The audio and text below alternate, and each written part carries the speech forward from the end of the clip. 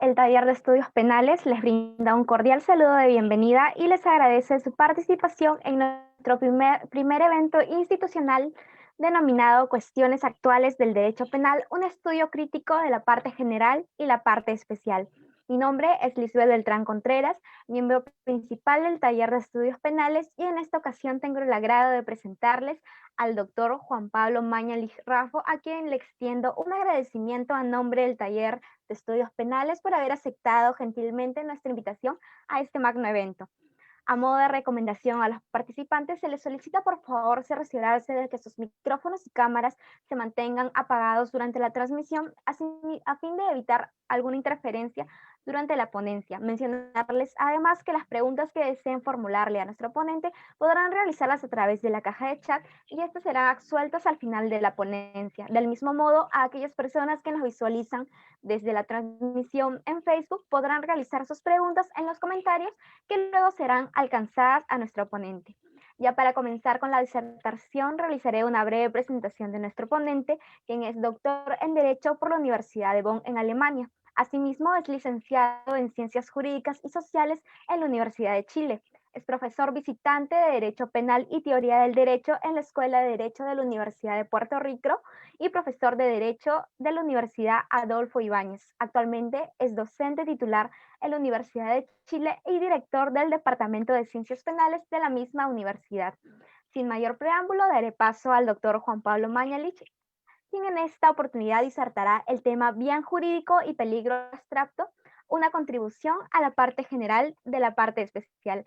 Usted tiene la palabra, doctor Juan Pablo. Muy buenas tardes.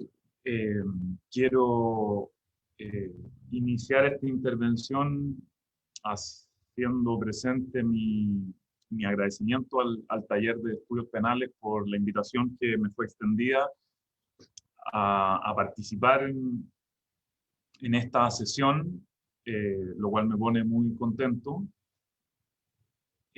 Como lo anticipara ya Lisbeth, eh, pretendo centrar mi ponencia en eh, un ámbito de problemas que creo calza suficientemente bien con la convocatoria general que preside este ciclo de conferencias. Y para maximizar el tiempo del que podamos disponer hacia el final para intercambiar puntos de vista sobre aquello que les voy a presentar, voy a proceder de inmediato a dar inicio a, a la presentación.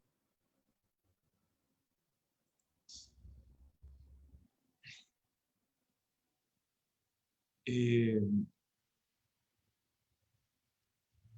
la idea de que pueda tener sentido trabajar dogmáticamente en el desarrollo de algo que podamos denominar la parte general de la parte especial,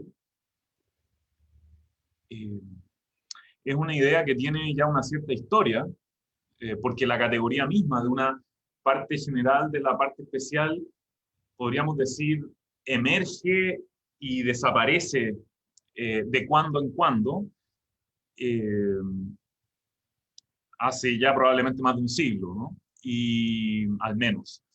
Y eh, hay todavía un grado importante, yo diría, de escepticismo doctrinal eh, acerca de si, bueno, la introducción de esta categoría y eh, la vinculación a ella de la propuesta de un cierto programa de trabajo dogmático eh, sigue siendo objeto de controversia. Desde ese punto de vista, yo tiendo a estar situado entre quienes entienden que es necesario eh, eh, reexaminar la dogmática de la parte especial eh, con cargo al predicamento de que es necesario eh, eh, elaborar una auténtica parte general de la parte especial que se distinga por no ser reducible a lo que tradicionalmente entendemos por la parte general del derecho penal, y que al mismo tiempo sea respetuosa de lo que yo llamaría la autonomía que la dogmática de la parte especial muestra frente a la dogmática de la parte general. Esta autonomía, yo tengo la impresión, tiende a ser crecientemente puesta en entredicho de diferentes maneras, y yo pienso que la manifestación más aguda de esta puesta en cuestión de la autonomía de la dogmática de la parte especial, contemporáneamente la encontramos en la apuesta por hacer de la llamada imputación objetiva una auténtica reformulación de la categoría de la tipicidad, ¿no? Yo creo que quienes están persuadidas o persuadidos de esta última propuesta son quienes representan el mayor peligro, para ponerlo de este modo,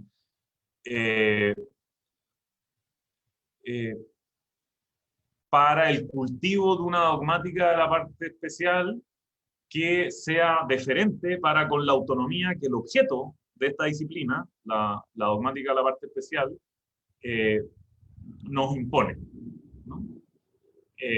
Y entonces, más que entretenerme con disquisiciones quizás demasiado abstractas sobre estas cuestiones, en las que por supuesto puedo entrar en el espacio de discusión, si a ustedes eso les parece interesante, quisiera más bien delinear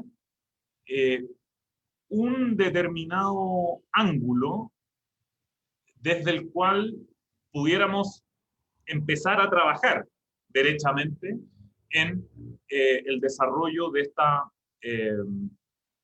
dogmática de una parte general de la parte especial, ¿no? Y desde ese punto de vista, yo diría que no es en absoluto novedoso sostener que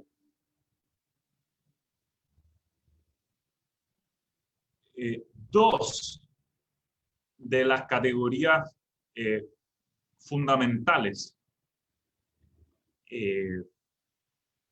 en cuya elaboración teórica tendría que consistir al menos el primer capítulo, ¿no?, de esta posible dogmática de la parte general, de la parte especial, se corresponden con el concepto de bien jurídico, por un lado, y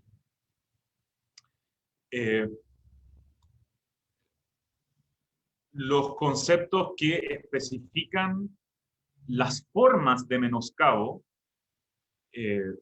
para un bien jurídico que pueden tener relevancia típica, ¿no? Bien jurídico, por un lado, forma de menoscabo típicamente relevante de ese bien jurídico, por otro, ¿no?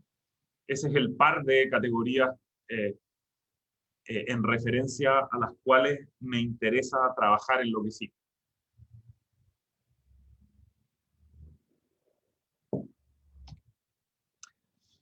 Y entonces, yo partiría diciendo que es conveniente despejar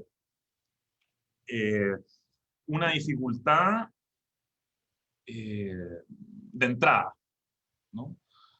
Y esa dificultad está asociada al hecho de que la expresión bien jurídico es una expresión cuyo uso es dogmáticamente intrincado, yo diría fundamentalmente por dos razones. La primera es que no es en absoluto claro, cuando se hace uso de esta expresión, bien jurídico, qué funciones se pretende que ese concepto, el concepto expresado así, cumpla. A este respecto, y de manera apodíctica, o sea, sin que vaya a ofrecer una fundamentación del punto, sin perjuicio de lo que pueda aparecer en el espacio de discusión con ustedes, voy a asumir que debemos más bien abandonar la pretensión de que el concepto de bien jurídico pudiera desempeñar una función crítica o de legitimación o político-criminal, ¿no? Como quieran denominar. Yo creo, y en esto no estoy solo, han corrido, ¿no?, ríos de tinta al respecto, que el concepto de bien jurídico no es un concepto adecuado para entrar en debates de índole político-criminal en discursos de leyes ferendas. O sea, cuando queremos preguntarnos críticamente si, por ejemplo, tal o cual forma de comportamiento debería ser declarada punible o no, esto debería ser criminalizada o debería mantener su estatus de punible o no, yo creo que el concepto de bien jurídico no cumple papel alguno, ¿no?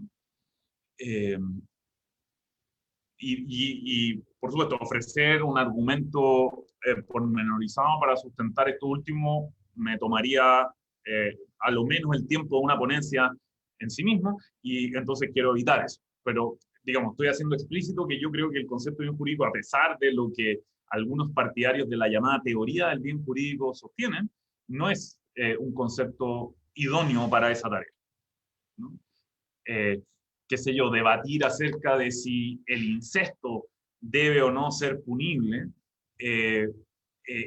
esgrimiendo, qué sé yo, la pancarta de que, qué sé yo, el orden de las familias es un bien jurídico merecedor de protección. Bueno, yo creo que simplemente dificulta la, que el debate a ese respecto se desarrolle de manera eh, eh, eh, racionalmente conducente, ¿no? Puede haber buenas razones en contra o a favor de mantener la punibilidad del incesto, ¿no? Lo que estoy diciendo es que las coordenadas de ese debate no van a ser adecuadamente formuladas si es que nos contentamos con argumentar con base a que, bueno, lo que estaría en juego sería la protección de tal o cual bien jurídico, ¿no? Los problemas de legitimación de las decisiones de criminalización en particular son suficientemente intrincados como para que pudiera tener sentido pensar que vamos a poder encauzar esos debates a través de esta herramienta conceptual. Pero sostener esto último ciertamente no equivale a tirar por la borda el concepto mismo de bien jurídico. A mí me parece que el concepto de bien jurídico conserva un par de funciones que no son críticas, sino que son más bien reconstructivas, ¿no? O sea, son funciones en consideración a las cuales el concepto de bien jurídico se nos presenta como una herramienta de reconstrucción del derecho vigente, o sea, para el desenvolvimiento de discursos no de leyes ferendas, sino que de leyes lata, que es valioso mantener, ¿no? Y desde ese punto de vista, qué sé yo, es usual insistir en que el concepto de bien jurídico cumpliría tanto una función sistemática como una función hermenéutica o interpretativa, y a mí me parece que es perfectamente razonable insistir en, ¿no? Usando una distinción que ha sido, a mi juicio, muy fecundamente introducida en estos debates por el colega español de la Universidad Autónoma de Madrid, José Antonio Lascurain. Lo que estoy diciendo, en los términos que él nos propone, es que la categoría de bien jurídico puede hacer una contribución, yo creo que fundamental, a determinar qué es lo protegido por una determinada norma reforzada punitivamente, ¿no? Pero no nos va a ayudar a esclarecer en perspectiva de leyes ferenda en qué consiste lo protegible, o sea, aquello que desde una perspectiva crítica puede ser merecedor o no de protección penal. Una vez que la respectiva decisión de criminalización esté debidamente fundamentada, bueno, vamos a poder reconstruir esa decisión en términos de la protección de tal o cual bien jurídico, ¿no? Pero pretender que esa decisión pueda quedar fundamentada desde una perspectiva de leyes ferenda en la apelación a un determinado bien jurídico, es algo que yo creo no tiene destino, ¿no? Ahora, si entonces acotamos las funciones susceptibles de ser adecuadamente desempeñadas por el concepto de bien jurídico a esta doble función del concepto en cuanto a herramienta reconstructiva, ¿no? Dejando a un lado entonces esa pretendida función crítica o político-criminal, aparece una segunda dificultad, que es de naturaleza propiamente definicional. O sea, tenemos que lograr darnos, para trabajar con este concepto, una adecuada definición del concepto. Y esto está lejos de ser el caso si es que miramos, qué sé yo, el repertorio de definiciones con las que nos encontramos en la manualística más extendida, ¿no? O sea, en general yo diría, la doctrina está más bien al debe, ¿no? En lo que respecta a una adecuada definición del concepto de bien jurídico.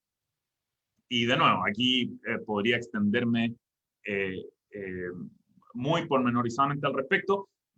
Quiero más bien estipular, o sea, ofrecer una definición estipulativa del concepto de bien jurídico que a mí me parece se adecua a, bueno, las funciones de índole reconstructiva que el concepto de bien jurídico está llamado a cumplir, ¿no? Y entonces, básicamente, siguiendo la propuesta de mi maestro alemán Urs Kienhäuser, yo diría que por bien jurídico debemos entender en general una propiedad positivamente valorada en cuanto es exhibida por alguna persona, una cosa, una institución, un objeto en sentido amplio,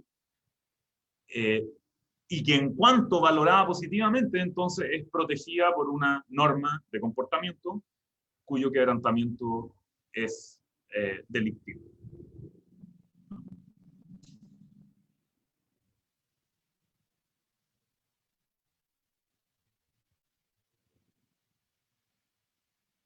Por propiedad aquí estoy entendiendo una característica susceptible de ser exhibida por un objeto en sentido amplio.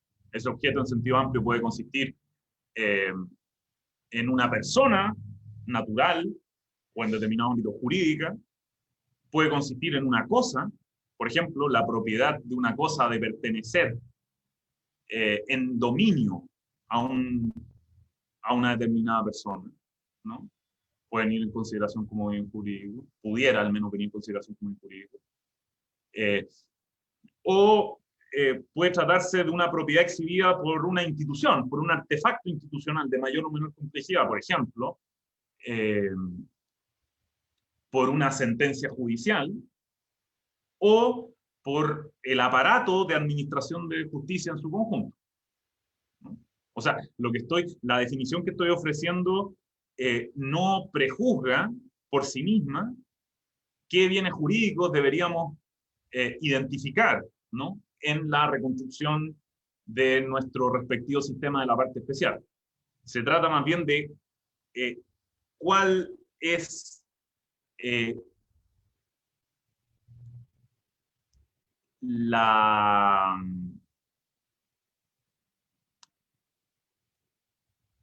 digámoslo así, cuál es el estatus que aquello que identificamos como un bien jurídico tiene desde un punto de vista ingenuamente ontológico, ¿no?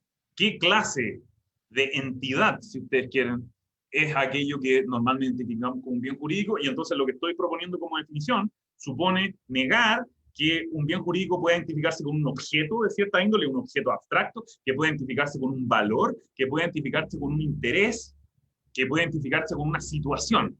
Todos estos sustantivos aparecen, ¿no? De cuando en cuando en las definiciones con las que nos encontramos en los manuales, ¿no?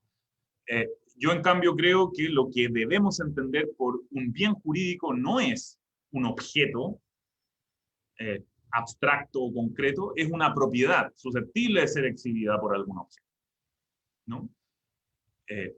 Por lo tanto, cuando decimos eso es un bien jurídico, estamos incurriendo en lo que filosóficamente podríamos llamar una hipóstasis. Estamos hablando acerca de algo como si se tratara de una entidad clausurada, saturada sería la expresión que habría usado el filósofo Frege, por ejemplo. Pero en realidad aquello que estamos designando es una propiedad, una característica que puede ser exhibida, ¿no? Por una persona, por una cosa, por una institución, por un objeto en sentido.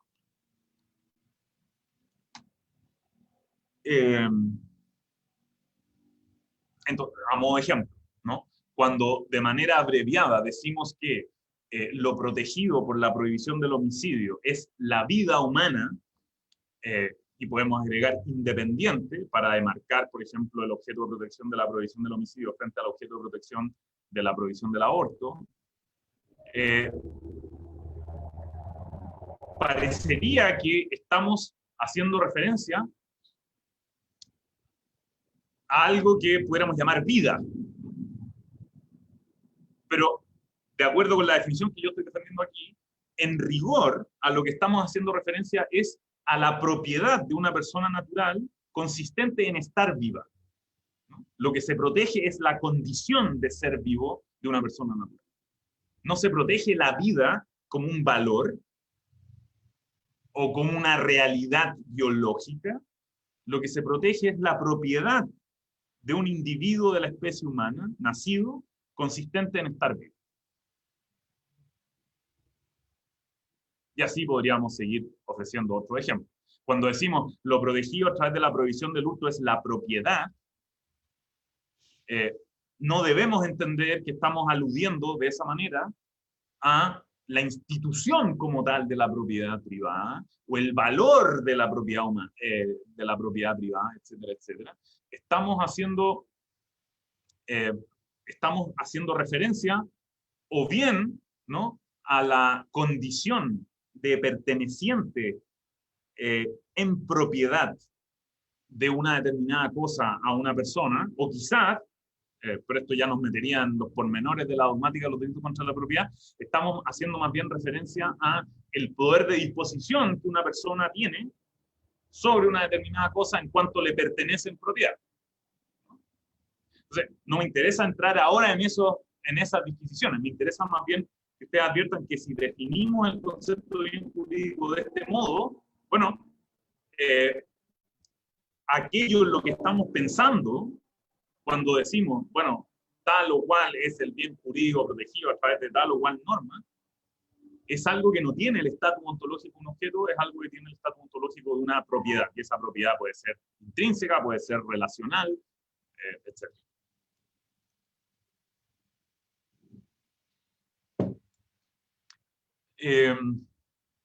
Ahora sí, sobre la base de este concepto de bien jurídico queremos avanzar hacia una posible clasificación de los bienes jurídicos, que yo creo es una tarea primordial que tendría que acometer una auténtica dogmática de la parte especial de la parte general. O sea, lo dije al revés, una auténtica dogmática de la parte general de la parte especial. Entonces, bueno, no es sorprendente, supongo, que uno invoque la tradicional distinción entre bienes jurídicos individuales y bienes jurídicos colectivos, ¿no? Y a este respecto, de nuevo, ha corrido y sigue corriendo mucha tinta, ¿no?, sobre el problema. Pero yo creo que me interesa más bien destacar que hay algunas contribuciones más o menos recientes. Estoy pensando fundamentalmente en la obra de Roland Heffendel, por ejemplo, en Alemania, que se distingue por intentar superar los cánones más usuales del debate, entre otras cosas, y esa es la contribución, yo diría, distintiva de Heffendel a este problema, haciendo aprovechables ciertas propuestas de conceptualización de aquello que sobre todo en la literatura económica se conocen como bienes públicos, para entonces reconstruir nuestra noción dogmática de un bien jurídico colectivo, ¿no? Entonces, podríamos, siguiendo a Heffendel, qué sé yo, pensar en que, bueno, es distintivo de un bien jurídico auténticamente colectivo que ese bien exhiba esta característica de la no distributividad, ¿no? Y a renglón seguido podríamos complementar eso con la pregunta de si aquello que estamos identificando como un posible bien jurídico colectivo exhibe además esta característica de la no exclusión en el uso, por un lado, y la característica de la no rivalidad en el consumo, ¿no? En el disfrute. Y entonces esto último podría tener importancia, por ejemplo, para dar cuenta de cuál es la peculiaridad que lo que usualmente llamamos medio ambiente exhibe en cuanto posible bien jurídico colectivo, ¿no? Protegido a través de normas punitivamente reforzadas, ¿no? Es distintivo de las propiedades o las relaciones de equilibrio entre componentes ecológicos, que es en sentido estricto lo que, de acuerdo con mi propuesta de definición, deberíamos identificar aquí como el respectivo bien jurídico, que el aprovechamiento de los componentes ecológicos que exhiben esas propiedades o esas relaciones de equilibrio, justamente muestre esta rivalidad en el consumo porque se trata de, comillas, contingentes agotables, ¿no? Y eso, por ejemplo, distingue claramente al llamado medio ambiente como objeto de protección de, por ejemplo, la llamada seguridad exterior, ¿no? Como aspecto de la soberanía externa del Estado, ¿no? ¿Por qué? Porque cuando se dispensa protección a la llamada seguridad exterior, no hay tal cosa como rivalidad en el disfrute, ¿no? No hay costo adicional alguno en extender el disfrute de la protección de la seguridad exterior a una persona adicional, ¿no? Y eso cambia, en cambio, cuando, por el contrario, cuando pensamos en la protección de las propiedades o las relaciones de equilibrio en las que se encuentran determinados contingentes agotables, como lo son tales o cuales componentes ambientales. Pero necesitamos al mismo tiempo, creo yo, complementar esa primera distinción a través de una segunda distinción, que no siempre se hace, ¿no? Entre lo que podemos llamar bienes jurídicos naturales, por un lado, y bienes jurídicos institucionales, por otro, ¿no? Y aquí la cuestión, a diferencia de la perspectiva que nos lleva a la distinción entre bienes individuales y bienes colectivos, no es una concerniente a la llamada titularidad sobre el bien, ¿no? Que es lo que produce la distinción entre bienes individuales y bienes colectivos respectivamente, ¿no? Los bienes individuales se distinguen por tener titulares, ¿no? Singularizables. Los bienes jurídicos colectivos se distinguen precisamente por no tener titulares singularizables, ¿no? Podemos decir, un bien jurídico individual tiene un titular, un bien jurídico colectivo tiene beneficiarios, ¿no? Desde este segundo punto de vista, sin embargo, al que estoy ahora aludiendo, la cuestión consiste más bien en determinar el nivel de realidad al que pertenece el respectivo bien jurídico, ¿no? Lo cual equivale a decir, de acuerdo con la propuesta de definición que les anticipaba antes, bueno, el bien jurídico en cuestión se corresponde con una propiedad de carácter natural o bien con una propiedad de carácter institucional o en sentido amplio convencional. La condición de ser vivo de una persona natural, por ejemplo, indudablemente se corresponde con una propiedad natural, porque se trata de una propiedad fisiológica, ¿no? O sea que esa persona natural exhibe en cuanto organismo viviente. Lo que tradicionalmente llamamos honor, ¿no? Pensando en el honor como bien jurídico, en cambio, se corresponde con una propiedad, con una característica que los seres humanos no exhibimos en cuanto seres vivos, en cuanto organismos vivientes, sino que con una propiedad que exhibimos en cuanto sujetos de interacción con otros, ¿no? Y en ese sentido, podemos decir, el honor, como bien jurídico individual, tiene el carácter de un bien jurídico institucional, ¿no? Y por supuesto podemos hacer podemos aplicar la misma distinción tratándose de bienes jurídicos colectivos, ¿no?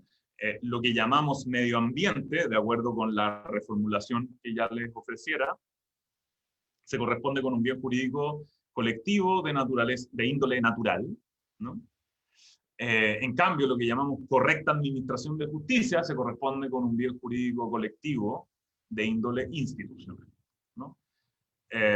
Y entonces, a través de una matriz combinatoria de 2 por 2, obtenemos en lo inmediato una clasificación como la que les estoy proponiendo aquí.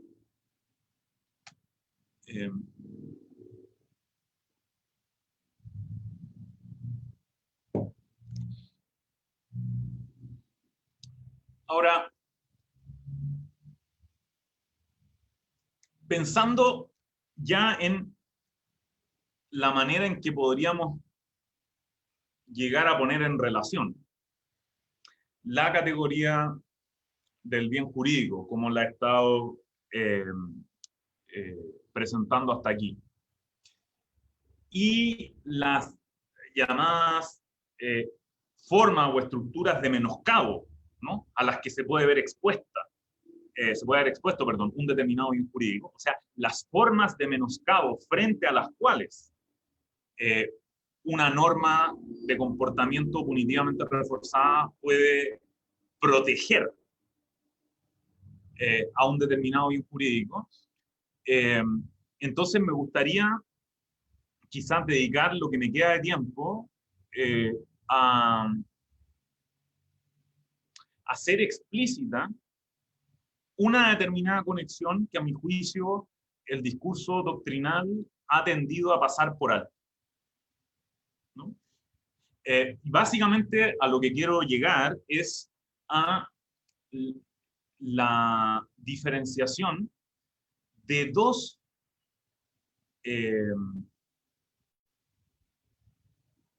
formas en las cuales un bien jurídico individual puede ser protegido frente al peligro abstracto en cuanto a forma de menoscabo.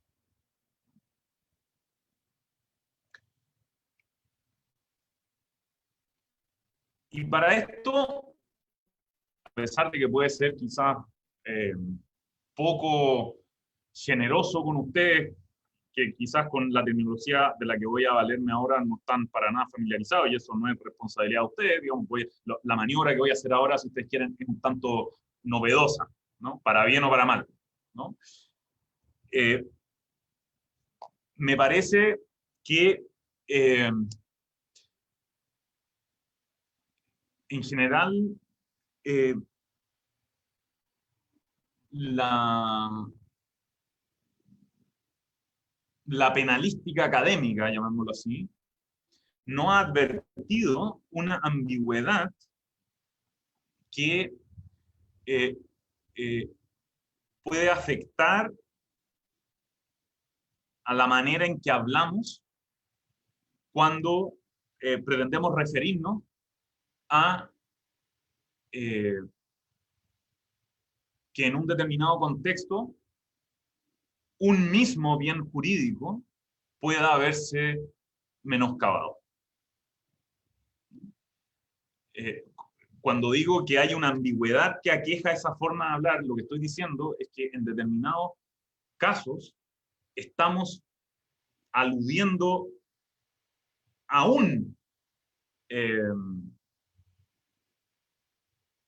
o más bien, estamos apelando a un modo de identificar, o más técnicamente de individuar ese bien jurídico, y en otros casos, en otras situaciones, estamos más bien haciendo uso de un criterio enteramente distinto para individuar eso que se nos presenta supuestamente como un mismo bien jurídico.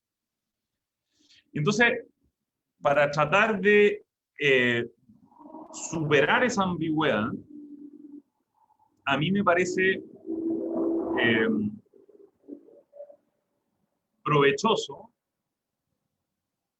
echar mano a una distinción que en la literatura filosófica, ¿no?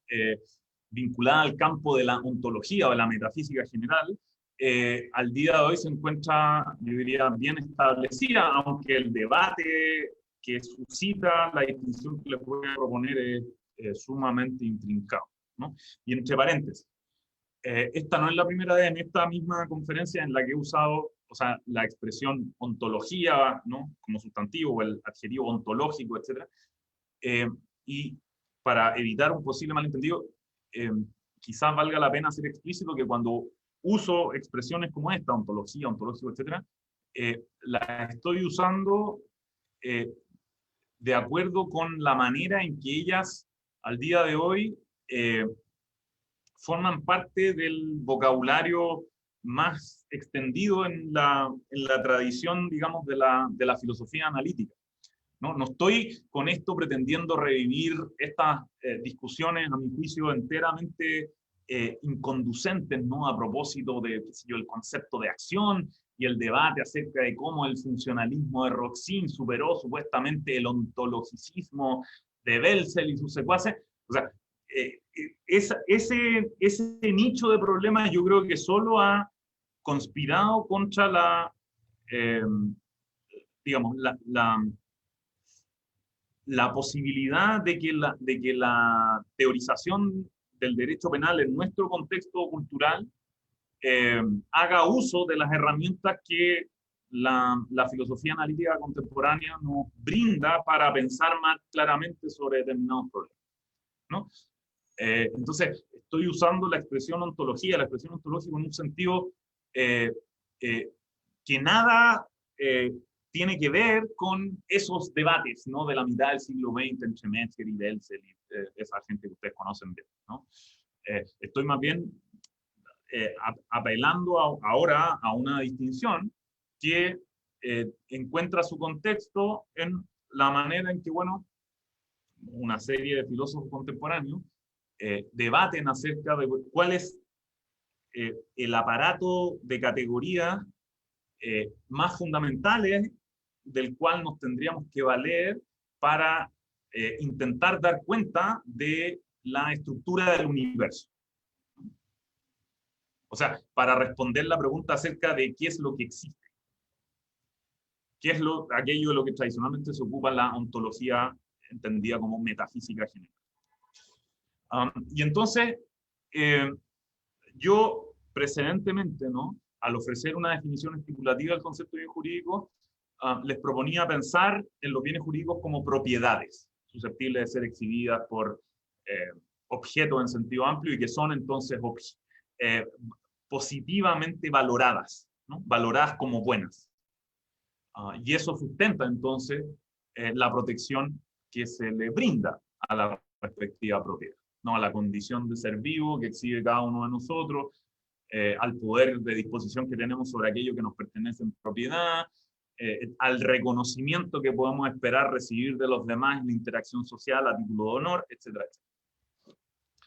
Bueno, el problema es que necesitamos hacer una distinción ulterior aquí, ¿no? Y entonces déjenme quizás arrancar con el ejemplo. El estar vivo de X y el estar vivo de Y, asumiendo que X e Y son personas naturales distintas, ¿no? Se corresponde con un mismo bien jurídico o con bienes jurídicos distintos. Y el punto es que no hay una respuesta en abstracto correcta y otra incorrecta a esta pregunta. Lo que me interesa más bien es que ustedes vean es cómo debamos entender la pregunta y por ende qué respuesta podamos ofrecer a esa pregunta es algo que depende crucialmente de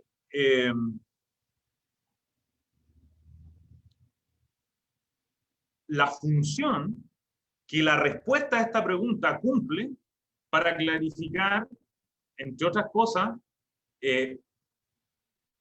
cuál es el nivel en el que se le puede dispensar protección al respectivo bien jurídico, cuando se trata de un bien jurídico individual. ¿no? Porque claro, hay un sentido, yo diría, enteramente obvio, en el cual el estar vivo de X y el estar vivo de Y se corresponden con un mismo bien jurídico. A saber, cuando decimos, bueno, un homicidio que pudiera ser perpetrado en contra de X y un homicidio que pudiera ser perpetrado en contra de Y,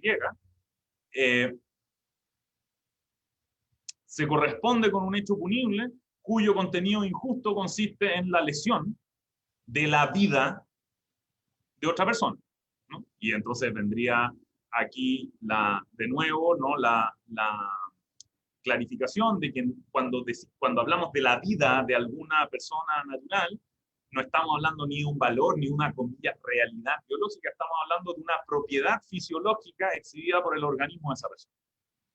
Entonces, hay un sentido en el cual podemos ciertamente decir se trata de un mismo bien jurídico, ¿no? La condición de ser vivo de una persona natural.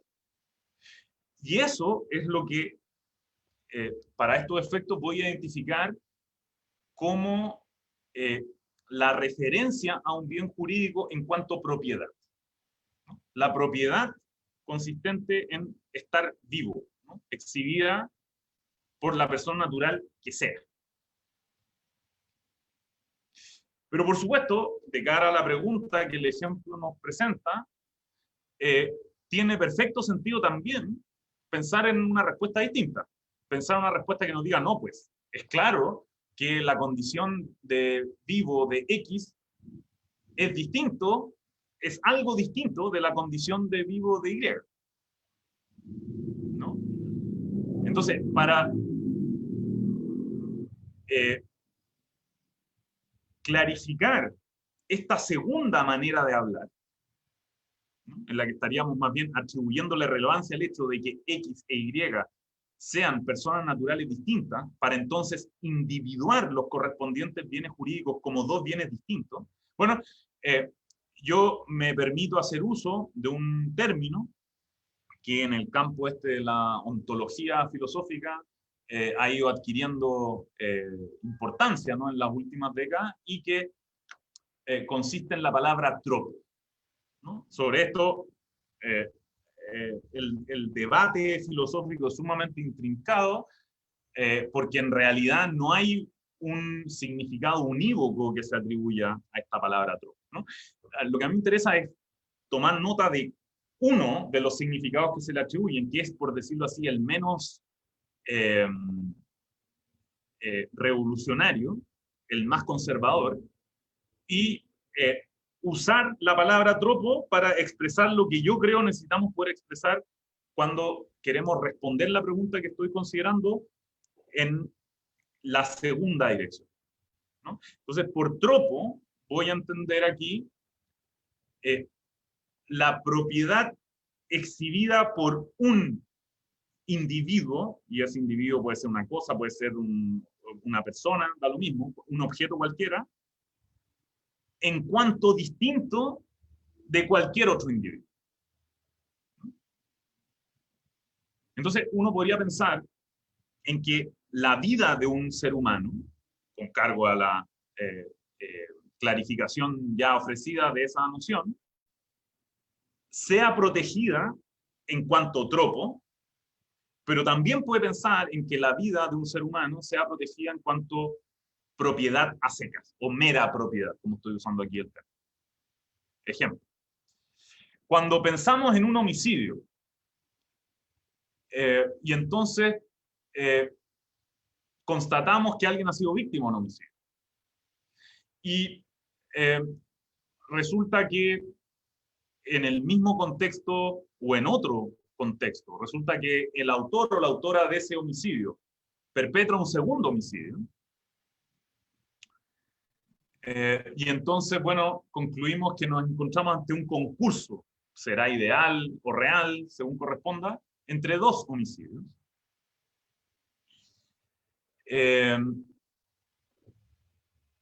Y entonces decimos, cada uno de esos dos homicidios tiene el carácter de un delito de lesión contra la vida humana, y entendemos que el hecho de que haya dos víctimas impide sostener que el tipo del homicidio se haya realizado una única vez, ¿no? Entonces yo diría que estamos implícitamente trabajando con cargo a la idea de que lo protegido por la prohibición del homicidio, ¿no?, es en ese nivel la propiedad de estar vivo de un individuo de la especie humana nacido singularizado, ¿no? Por lo tanto, la tesis sería la protección que la prohibición del homicidio dispensa a lo que llamamos vida humana independiente, es en rigor una protección dispensada a la condición de ser vivo de una determinada persona singularizada, esto es, a la propiedad de estar vivo en cuanto tropo.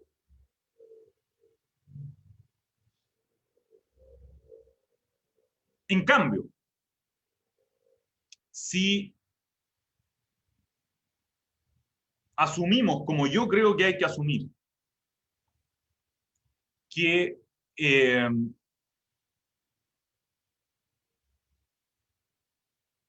la prohibición del manejo en estado de ebriedad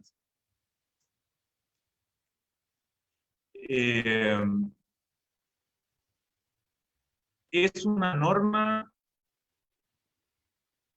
que protege, entre otros bienes jurídicos, a la vida humana frente al peligro abstracto, y no, en cambio, una norma que proteja un presunto bien jurídico colectivo que algunos llamarían seguridad del tráfico rodado, porque ese no eso no admite ser reconstruido como un auténtico bien jurídico colectivo. Se trata de un bien jurídico colectivo que algunos llamarían aparente, o sea, intermedio, y yo me inclinaría más drásticamente a llamar puramente aparente.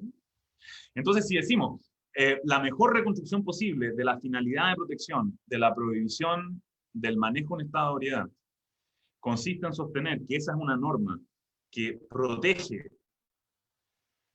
la vida, la salud corporal, desde luego, podríamos ver si el catálogo se expande algo más, pero en todo caso la vida y la salud corporal como bienes jurídicos perfectamente individuales frente al peligro abstracto, entonces parece, sin embargo, muy poco plausible sostener que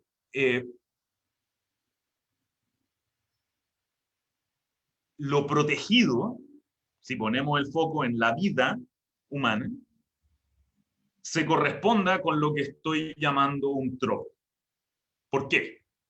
Porque fíjense que tratándose de un delito como el manejo en estado de ebriedad, la pregunta de, bueno, ¿cuántas personas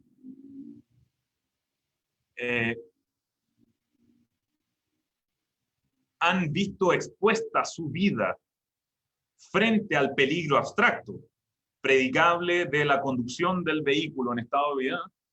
Es una pregunta que no tiene impacto alguno en la individuación y en la cuantificación de las instancias de realización del tipo.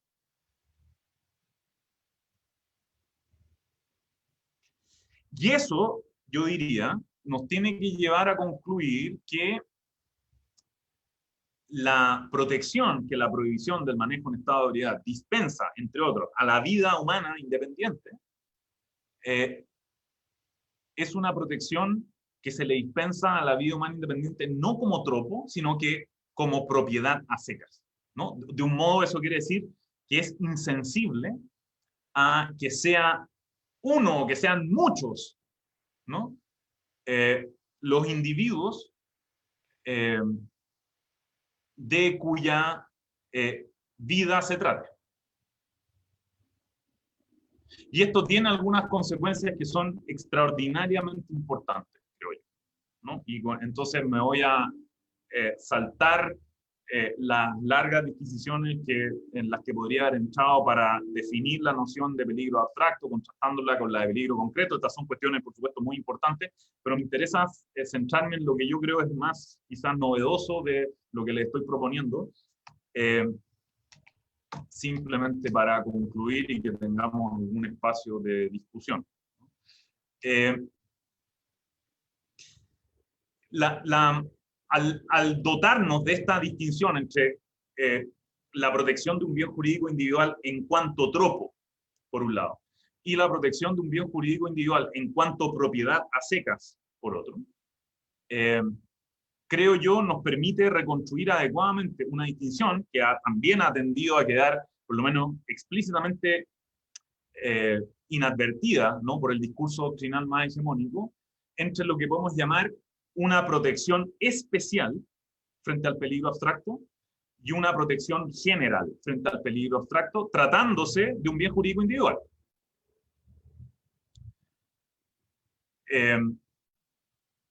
La tesis sería: la protección que la prohibición del manejo en estado de ebriedad dispensa, entre otros, a la vida humana independiente, es una protección general. Que sea general quiere decir que ese bien jurídico que es individual es protegido de un modo que vuelve irrelevante la singularidad de la o las personas naturales que se ven beneficiadas por esa protección.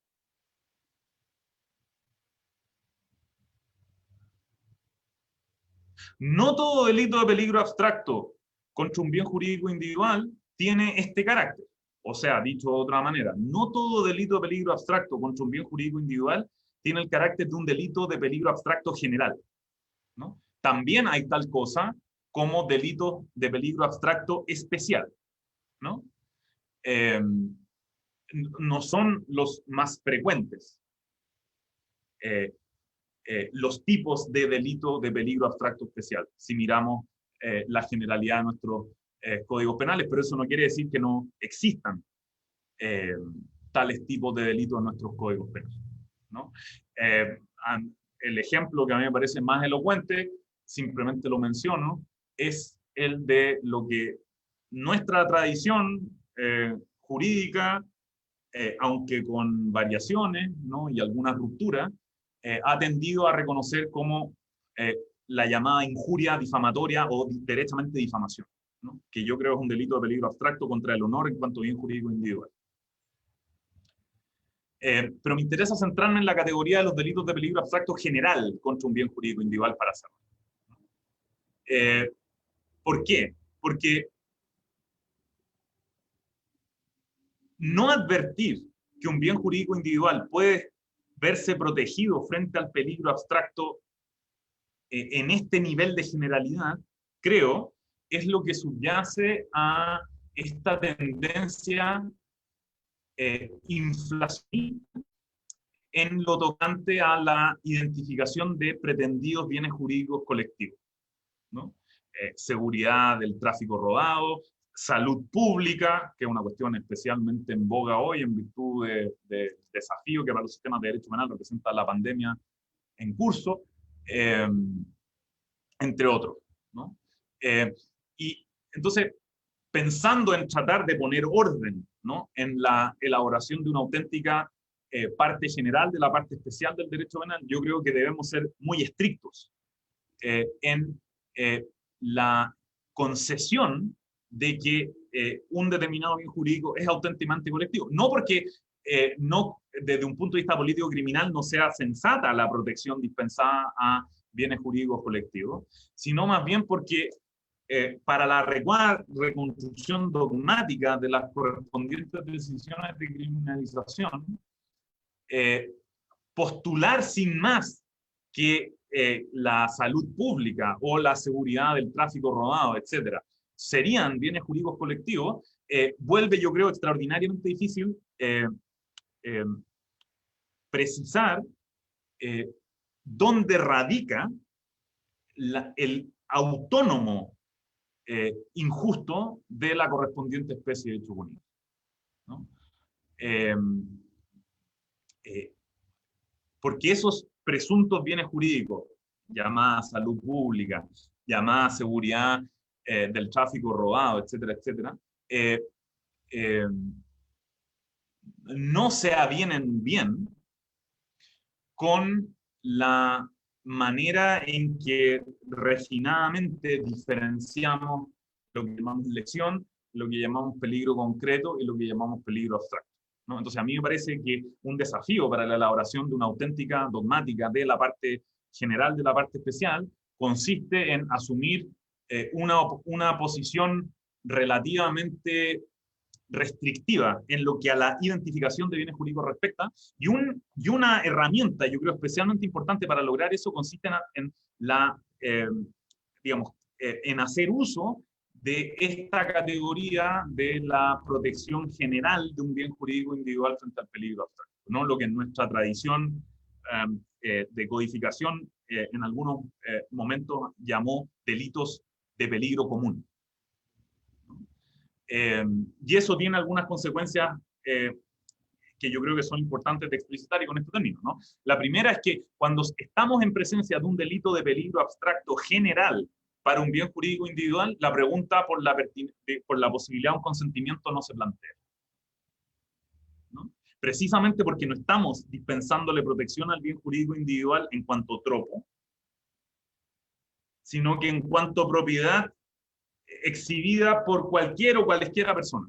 No estamos dispensándole protección, por ejemplo, a la vida de esta persona en particular. Estamos dispensando protección de manera estandarizada a la vida de cualquier persona, ¿no? Y eso explica entonces que la categoría del consentimiento no sea pertinente. Y esto tiene a su vez, y con esto sí que cierro, implicaciones para la dogmática de los concursos de hechos punibles, ¿no?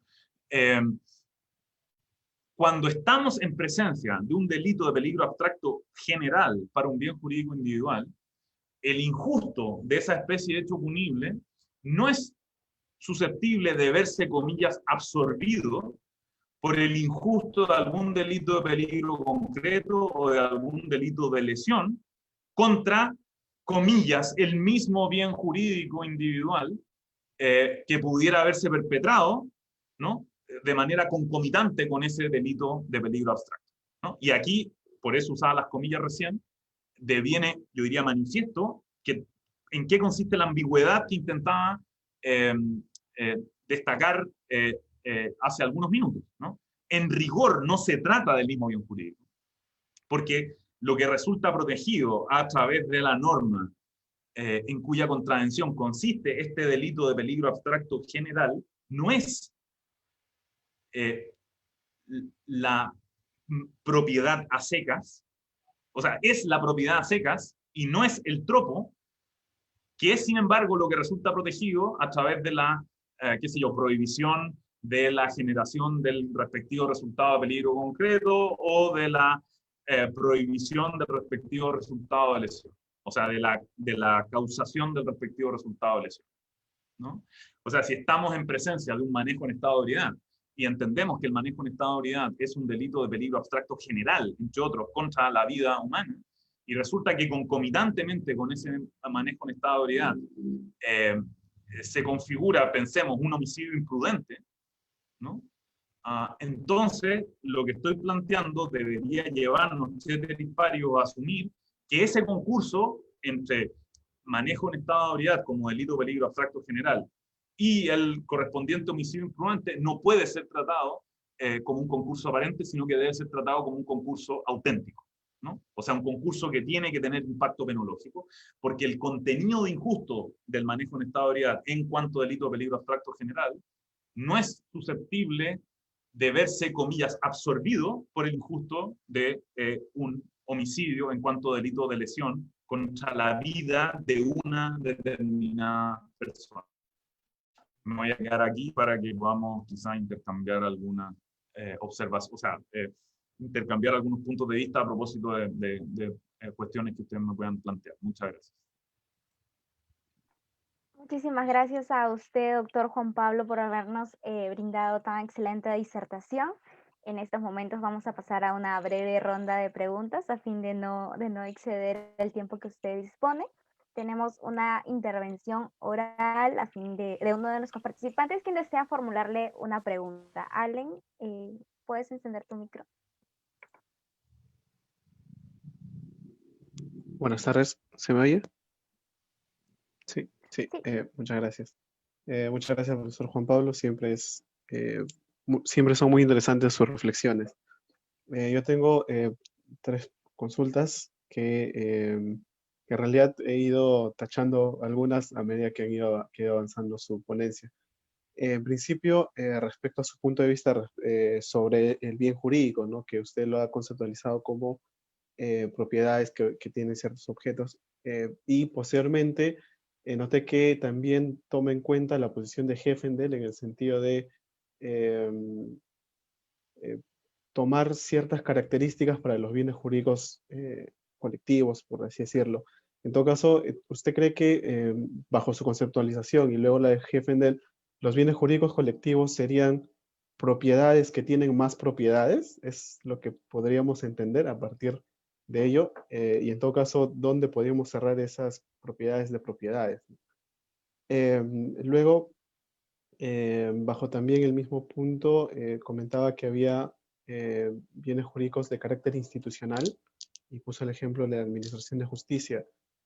Sin embargo, quisiera consultarle si las reglas que hacen que un hecho sea institucional pueden ser protegidas por las reglas eh, por las reglas de conducta. El ejemplo que le podría dar es, por ejemplo, el de prevaricato, en el sentido de que esta regla trataría de proteger no la administración de justicia en general, sino más bien las reglas de cierto sistema de acuerdo al juez que se trate, ¿no? Por ejemplo, si el juez ha prevaricado en un sistema del derecho civil, iríamos a averiguar si es que verdaderamente se han infringido las reglas del derecho civil, si ha sido el derecho administrativo, del derecho administrativo, etcétera, ¿no? Porque hay una diferencia, creo yo, de reglas constitutivas, ¿no?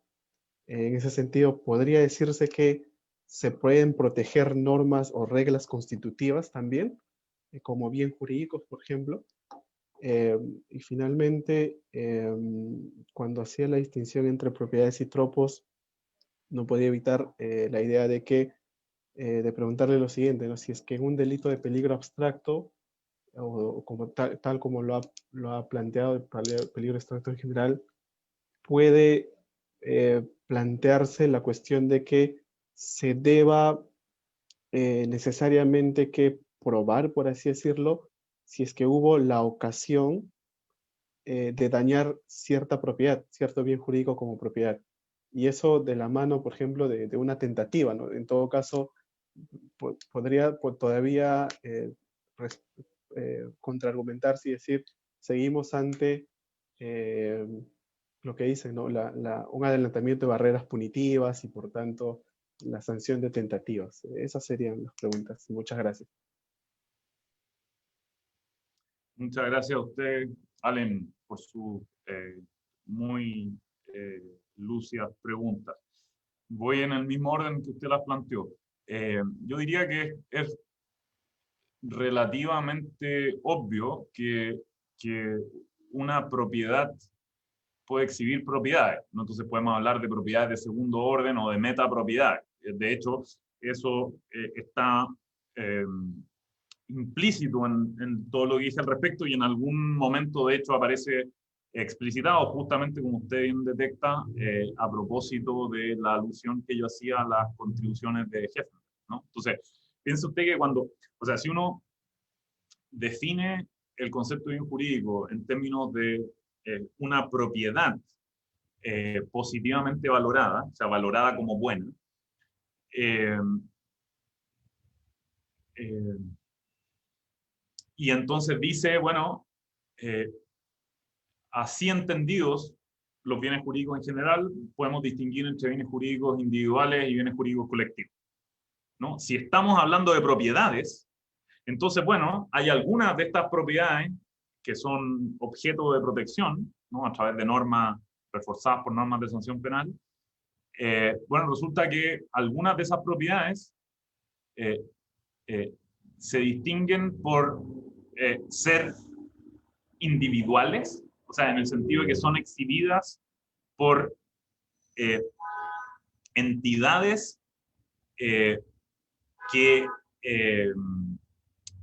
identificamos como individuos discretos, ¿no? Eso sería lo propio de los bienes jurídicos individuales, entendidos como propiedades exhibidas por individuos, y hay otras propiedades que exhiben esta característica, o sea, esta propiedad de segundo orden de la no distributividad, ¿no? Entonces, no distributividad y distributividad, que es lo que subyace a la distinción entre bienes jurídicos colectivos e individuales respectivamente, es una distinción concerniente a propiedades de segundo orden que pueden exhibir las propiedades que estamos identificando como los bienes jurídicos. Y lo mismo se aplica, por ejemplo, para la distinción entre bienes jurídicos naturales y bienes jurídicos institucionales.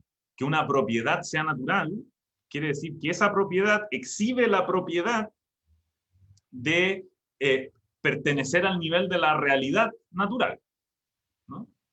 En oposición al nivel de la realidad institucional. Y por lo tanto, correlativamente, una propiedad institucional es una propiedad que exhibe la propiedad de pertenecer al nivel de la realidad institucional.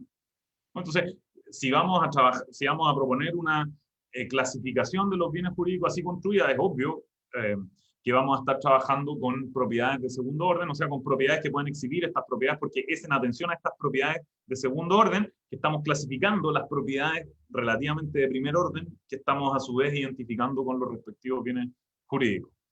Espero que eso sea inteligible. Si no lo es, le pido que me lo haga ver para que trate de hacerlo mejor. Muchísimas gracias a usted, doctor Juan Pablo, por su respuesta. Tenemos una última pregunta. Hay dos preguntas de las que me formuló Valen. Ah, claro. Adelante, doctor. Sí, perdón. Después, yo me opondría a la sugerencia de que tratándose de bienes jurídicos institucionales, de acuerdo con la explicación que acabo de ofrecer, tenga sentido decir que lo protegido en rigor sería la regla constitutiva o el conjunto de reglas constitutivas que fijan las condiciones de existencia de este correspondiente fragmento de la realidad institucional. O sea, yo no diría que lo protegido, por ejemplo, a través de la prohibición del falso testimonio o de del prevaricato, ¿no? O la prevaricación, como la llamamos nosotros, sea un conjunto de reglas constitutivas. Yo creo que lo protegido es, en lo fundamental, la propiedad susceptible de ser exhibida por la decisión judicial, ¿no? Y esa propiedad consiste en la conformidad de esa decisión con algún conjunto de reglas que reclamen ser aplicables en el pronunciamiento de la decisión, ¿no? Creo que, no sé, mutatis mutandis, si pensamos en la prohibición del cohecho, ¿no? Y correlativamente la prohibición del soborno, no estamos pensando en la protección dispensada a reglas que fijan las condiciones bajo las cuales el comportamiento de un funcionario público cuenta como, si usted quiere, probo, ¿no? O sea, adecuado a determinados estándares de probidad. Yo creo que eso no tendría sentido. Lo más plausible es más bien pensar que estamos protegiendo la propiedad de ser probo del ejercicio de la función pública, ¿no? Como una propiedad relacional, ¿no? Una propiedad que existe entre el comportamiento que una persona despliega en cuanto, ¿no? Digámoslo así, y el rol que desempeña como integrante de la administración del Estado. Y finalmente, yo creo que la última cuestión que usted plantea nos lleva directamente a una subcategoría de la categoría de los delitos de peligro abstracto, que se corresponde con esto ha recibido múltiples denominaciones, ¿no? Delitos de peligro hipotético, a veces se los ha denominado más tradicionalmente delitos de peligro abstracto concreto, se los ha llamado. Yo prefiero llamarlos delitos de aptitud, algunos hablan de delitos de idoneidad. Yo creo que aquí estamos en presencia de una subcategoría de delitos de peligro abstracto, cuya particularidad consiste en que lo que llamamos delito de aptitud, buena parte de los delitos que en la tradición de la codificación española se conocen como delitos contra la salud pública, tiene este carácter. La particularidad, digo, de estos delitos de aptitud consiste en que la forma de comportamiento delictiva se encuentra tipificada de un modo tal que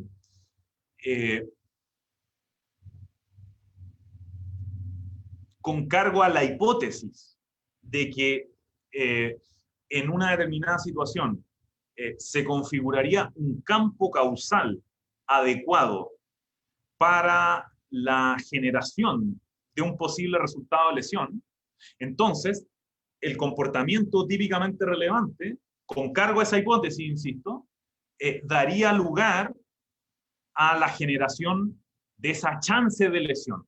Dicho de otra manera, un delito de aptitud es un delito constituido por un comportamiento que, de tener lugar en un campo causal adecuado, expondría al correspondiente bien jurídico a una situación de peligro concreto. Esto, sin embargo, no necesita darse precisamente porque la formulación del tipo respectivo hace abstracción de las circunstancias que tendrían que darse para que se configure ese campo causal adecuado, ¿no? O sea, la realización del tipo no depende de la configuración de ese campo causal. Más bien, la formulación del tipo descansa en la hipótesis de que si se dieran esas circunstancias, que pueden perfectamente no darse, entonces el comportamiento típicamente relevante daría lugar a una situación de peligro concreto, o sea, una situación bajo la cual la evitación de la lesión de ese bien jurídico devendría prácticamente imposible para el titular o el beneficiario del bien, ¿no? Y eso explica, yo creo, por qué tradicionalmente se los denominaba delitos de peligro hipotético, ¿no? Pero yo creo que es preferible esta otra denominación, la delito de aptitud, entendiendo más precisamente que por aptitud estamos aquí, o sea, la aptitud la estamos identificando con una aptitud abstracta de lesión. Y entonces la clave está en que el tipo hace abstracción de ese conjunto de circunstancias, sin embargo, que necesitaría darse para que el comportamiento típicamente relevante generara la situación de peligro concreto. O sea, la chance de una lesión no susceptible de ser evitada por quien tiene interés en la preservación de la indemnidad del bien. Eso es lo que le voy a responder. Muchísimas gracias, doctor, por haberse tomado el tiempo en responder la pregunta de nuestro participante a fin de no exceder del tiempo que usted dispone. No nos queda más que agradecerle por habernos brindado tan excelente disertación el día de hoy y nos gustaría que en estos momentos usted pueda brindarnos unas palabras finales, ¿no? Sí, dado que literalmente ya he perdido la cuenta de la ponencia a las que he sido invitado por parte de este taller o de otras organizaciones, entiendo que lideradas por estudiantes peruanas y peruanos interesados en derecho penal. A esta altura ya no tengo muy claro si es que sigo siendo un penalista chileno o más bien ya podría calificarme como un penalista en camino, ¿no?, a ser peruano, al menos, lo cual me llenaría de orgullo, por cierto. Pero lo digo porque no deja de sorprenderme, a pesar de que ya se ha convertido en una grata costumbre para mí, ¿no?, el entusiasmo y el interés que la juventud penalística peruana tiene por estos debates. Y para mí es un privilegio que, bueno, aquello a lo que me dedico profesionalmente pueda eventualmente, ¿no?, despertar la atención y ojalá tener alguna utilidad para aquellas y aquellos de ustedes que se están, ¿no?, iniciando o que llevan quizá un recorrido todavía más breve, ¿no?, pero a mi juicio auspicioso en este campo. Así que solo puedo terminar agradeciéndoles una vez más la gentil invitación y esperando que, estoy seguro ya que va a ser así, nos volvamos a encontrar en alguna otra oportunidad. Así que les deseo una muy buena tarde a todas y a todos. Muchísimas gracias a usted, doctor. El taller de estudios penales le encantaría seguir contando con su participación en futuros eventos. Estamos realmente contentos y agradecidos por su presencia virtual en esta oportunidad, doctor. En estos momentos, invitamos a cada uno de los participantes a que por favor enciendan sus cámaras a fin de tomar una foto institucional. Y del mismo modo les agradecemos por habernos acompañado el día de hoy. Asimismo, los invitamos a que el día de mañana puedan seguir acompañándonos